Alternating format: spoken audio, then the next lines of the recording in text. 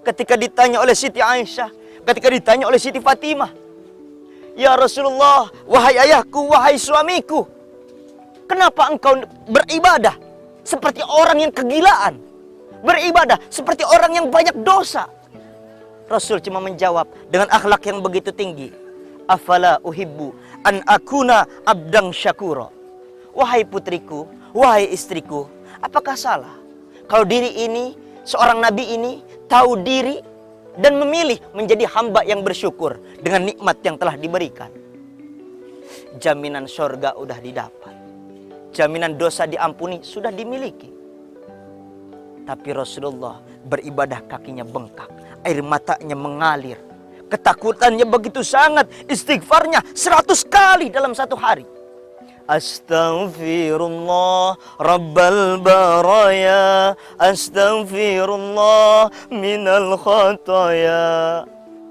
Sedangkan kita yang berlumuran dosa, yang setiap hari detik demi detik dosa dan dosa yang kita miliki begitu banyak, jarang sekali kita untuk beristighfar. Jarang sekali kita untuk memilih diri ini duduk beretikaf dan memilih berintrospeksi diri, bermuhasabah dengan kesalahan-kesalahan yang kita miliki. Bahkan terkadang kita bangga. Pemirsa, keluargaku yang dicintai oleh Allah, semoga Allah menjauhkan sifat-sifat akhlak yang tidak baik dari diri kita.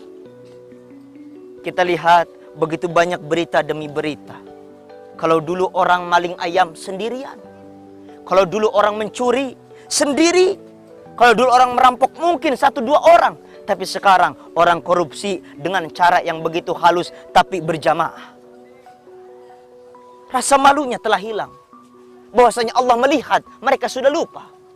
Bolehlah CCTV tidak merekam, bolehlah KPK tidak merekam, bolehlah orang lain tidak tahu. Tapi ya Allah, Allah huwas sami'ul basir, melihat dan mendengar. Mereka tidak sadar bagaimana mereka harus berakhlak. Kepada dirinya saja kita tidak bisa berakhlak, apalagi harus kita melihat kepada Allah.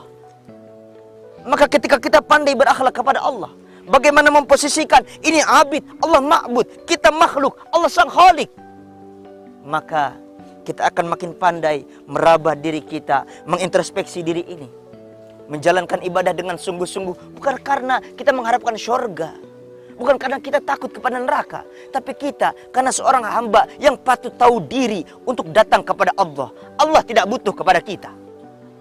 Orang satu dunia tidak sholat, Allah tidak akan pernah bangkrut jadi Tuhan. Kalau orang satu dunia tidak zakat, Allah tidak akan rugi menjadi Tuhan. Kalau satu dunia ini di bulan Ramadan tidak berpuasa, maka Allah tidak pernah berhenti jadi Tuhan. Tidak ada sejarahnya Allah turun tahta jadi anggota. Ya Allah, kita yang butuh, tapi terkadang dengan masjidnya Allah, rumahnya Allah, kita begitu jauh. Kepada masjid kita tidak pernah melihat, kepada musola kita tidak mau. Melihat ustadz mungkin kita tidak betah, melihat ustazah mungkin kita langsung gegaruk. Ya Allah, pemirsa, bagaimana kita mau makin dekat dengan Allah?